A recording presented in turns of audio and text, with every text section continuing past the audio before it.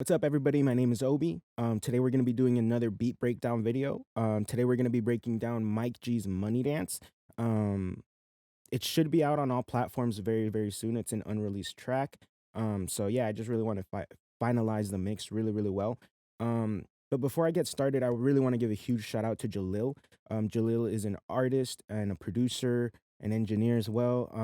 He does his own music, and he recently dropped a track. You guys should really check it out. I'm gonna tag him so you guys can go show some love. Please show some love. He's an incredibly talented individual.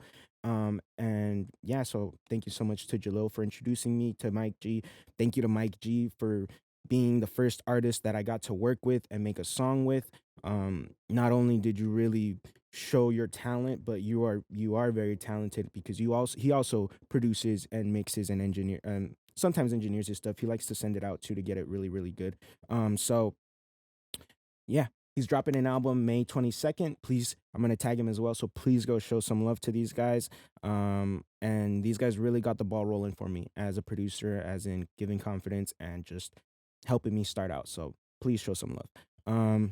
But without further ado, let's hop into the track. So what I did was I started off with this melody, and I really like dark melodies. So this was a very dark, ominous melody.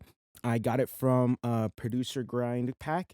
It's like a Moose Tarantino pack, producer grind with Moose Tarantino. And I was just at the time I made this beat in 2018.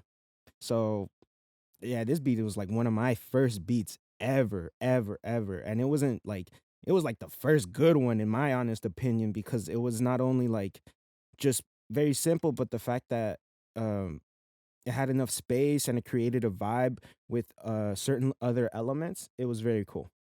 So I'm gonna just start off with the melody. The melody was just very simple. What I do is all the same thing as always. I got an EQ, cut the lows, got an EQ, cut the highs a little bit, just so I can tame it. We're cutting the lows to make sure for our kick and for our 808 to be able to smack through. Okay, so let's go ahead and just go into it.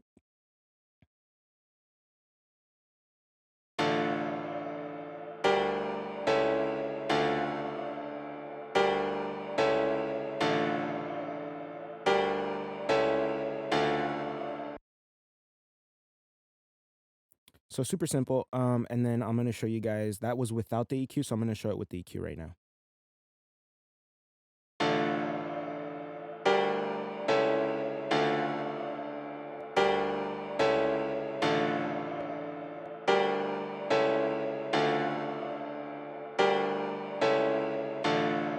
So it's a lot more tamed in, right? And so what I always like to do is once I have my melody going, I like to start off with my intro as well, because that just kind of creates the vibe of how everything's gonna go in. If you don't, I feel like if you don't have a strong intro, if you don't capitalize the audience, you don't hook them in with that intro, then why are they gonna listen to the rest of the track? So what I did was I used halftime. What halftime does is it cuts the sample in half and it pitches it down. It's essentially gross beat for the FL Studio people. We use halftime, or we could also use Shaperbox by Cable Guys. Cable Guys also makes halftime. So yeah, um, super cheap plugin too. By the way, I think it's like $12, $10 or something like that. Nothing really expensive. I could be wrong. I bought it a really long time ago, and I think I got it on a sale as well. Um, but yeah, it's a very good plugin, super cheap too. So let's go ahead and listen to what it is with the halftime.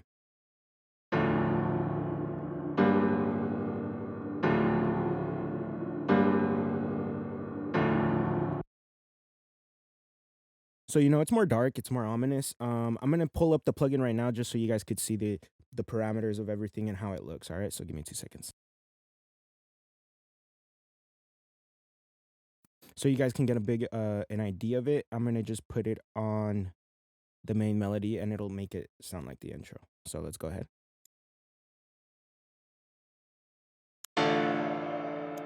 So that's without it.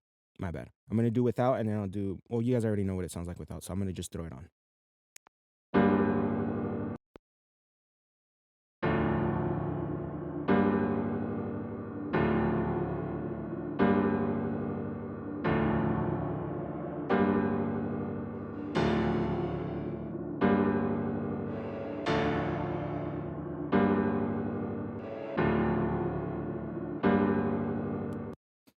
So you guys can see like right there, I'm just kind of messing with some knobs just to show what it can do. I don't really want to dive into it too much because I really want to get into everything else, but it's a very it's a very good plugin. So I hope if you guys like it, go ahead and cop it for whoever is interested. All right, now we're gonna move on to the drums. Same thing. All the drums are dry, so I'm just gonna be showing before and afters as well. So here's the hi hat pattern.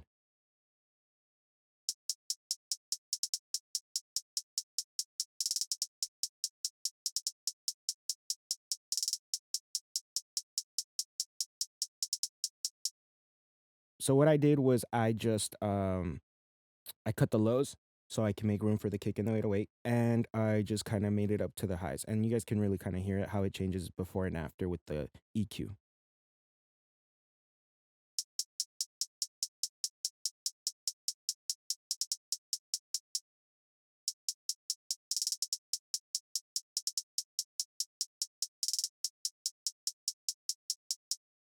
It's a lot tighter, it's a lot really, really in. And so then after that, I went on to the snare.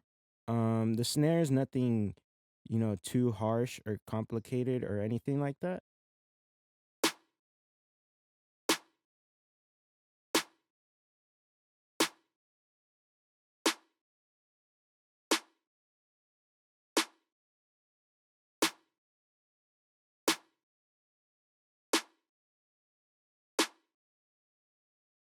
So what I'm trying to do as well is just kind of tame it, make it more tight.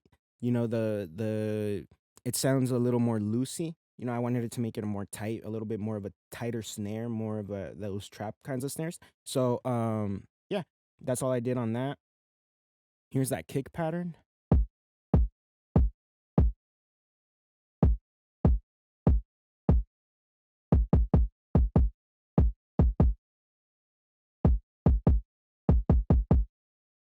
So yeah, that was the kick pattern. On the kick, what I have is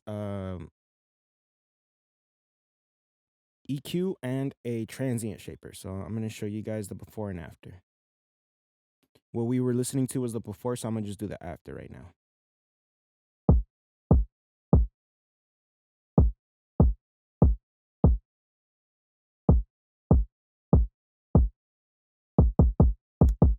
So what I did was I cut out the highs and then I boosted in these frequencies 490 hertz and 124 hertz.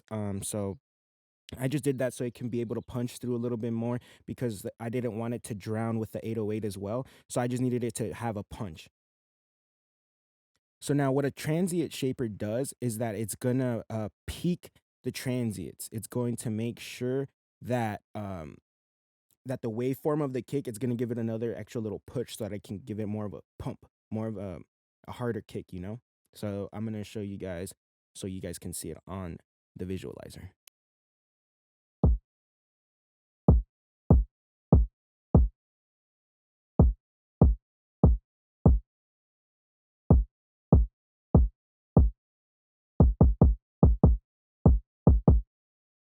So yeah, that's all it really does. And then 808. So for the 808, before anything, what a lot of people like to do is add some sort of distortion to it so that it gives it more of a gritty feel. It gives it more of a bass boost, and you just gotta mess with the tone, mess with the drive, and the output levels just a little bit, just to give it more of a body in a sense. More grittiness, more distortiony, more, I don't know, nasty. You want to get that stank face when you hear some of these 808s. So I'm gonna show you before and then I'm gonna show you guys after with everything. Also for the EQ on the 808, same thing as always. I cut the high end and then I lowered it. In a sense, I ducked it where we peaked on the kick so that the frequencies aren't clashing, and it's ducked at that frequency so the frequency from the kick can actually cut through. So little things like that really, really help out. So this is the before.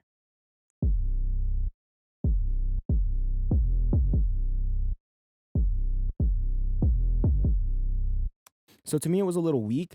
So then that's why I threw on distortion. So this is with distortion.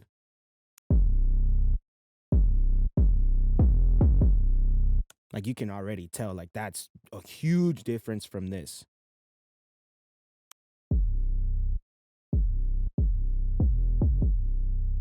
Yeah, that's nothing. But once you turn on the distortion, a lot better. A lot better in my opinion. So I already had it there, and then we're just gonna toss in the EQ. Remember, this was like one of my first beats, so I didn't have Sausage Fattener. I didn't have any of these other plugins that I have now that helped me, be able to do things a lot more quicker, a lot more better, a lot more cleaner as well. So yeah, but learning to use your stock plugins is very, very well because you're just in a sense upgrading your tool once you have enough money to buy a plugin. It's good to know what the knobs do and understand them so that when you get to the expensive plugins, you're not just overwhelmed by everything and you're just like, oh man, no, you're like, okay, I know what I'm doing here, and pa pa pa pa pa pa, and then da da da, you're done. So yeah, so this is the 808 with the EQ.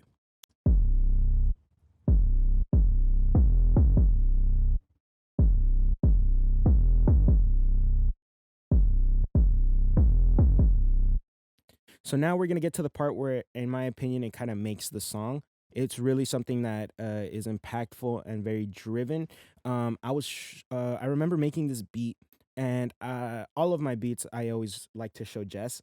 So I was like, "Yo, Jess, like I think this is the one, bro. Like you gotta do something here." And we were listening to it when we were vibing, and then I remember the song stopping, and and he gets like a phone call, and his melody and his ringtone is like the Scarface, and it's this, I think. Do you want to play rough? Okay. It was something related to Scarface, and then we both looked at each other and we're like, "Yo, that kind of works." Like, yo, I kind of like I lost my mind a little bit because I was like, "That fits That was like in my opinion, a missing piece to the puzzle because you have a beat, but you also need to create, in my opinion, as a producer, you need to be able to create a space for an artist to come in and vibe with the space and be able to be like, okay, I'm gonna make this my stage, and I'm gonna wreck it. You gotta set them up. Look at it as in like I'm throwing the alley oop, and the artist is just gonna be like Michael Jordan, just dunk it. All I'm doing is throwing that support. He's just gonna murder it, just like here. And so I just feel like I really did a good alley oop to Mike G. So what we did, what we did was, the you want to play rough? Okay. You want to play rough? Okay. Uno. Say hello to my little friend. Like that's iconic, man. Like everybody knows that. So I just had to pull it in here. But what I was trying to do is just cut everything out because like you can hear the music in the background. You can hear one of the guys coming in. It's just everywhere. Okay. Do you want to play rough? Uno. Like right there, you hear a guy talk. Uno. So I was just like, okay, what am I going to do to be able to make just the vocals cut through? And at the time, I was doing a lot of research, and at the end of it, I was just like, all right, I'm gonna do a telephone effect. Fuck it. So I'm gonna show you guys the process of it all. So for the beginning, what I did was I didn't know that there was like a preset that there was a phone preset until the last EQ that I did. But what I'm mostly doing here is cutting out the highs, cutting out the lows, and boosting the mid so that we're able to have those vocals cut through. Okay. Do you want to play rough? Okay. So you really still hear everything, and I'm just kind of worried. Fuck. And there's a truck coming. It's all good. So what I wanted to do was I just wanted to take care of cut everything out and just leave the vocals. Isotope vinyl is a huge clutch because it's free. Not only is it free, but it's made by a very big company, Isotope, and it just gives it's like a vintage emulator. So it's like RC20. It's like the little brother of RC20. I mean, it has a lot of good knobs. It doesn't have as much as RC20, but it gives you that feel. So what I did was I put it onto the 1930 setting, and this is what it does. I also turned down the input so that it's just kind of more down and it's like kind of going through a telephone because that's the effect that I really wanted to go for. So then I went more on the EQ, did some more stuff here, and then I ended up doing the telephone EQ on the last one.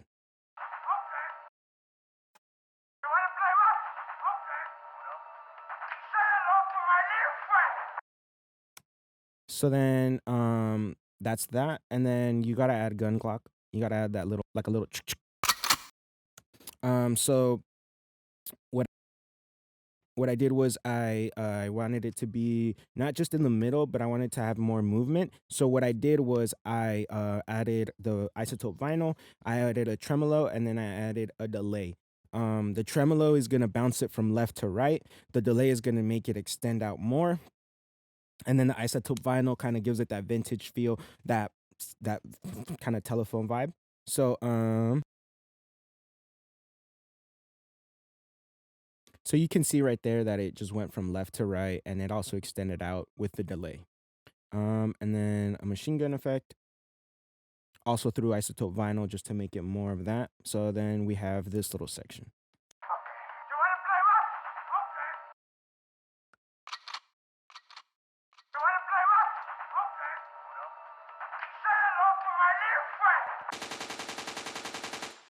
So yeah. So then we have that, and then it leads into the drop of the song. Yeah, there's nothing really else to it. I'm gonna let you guys hear everything complete. Real quick.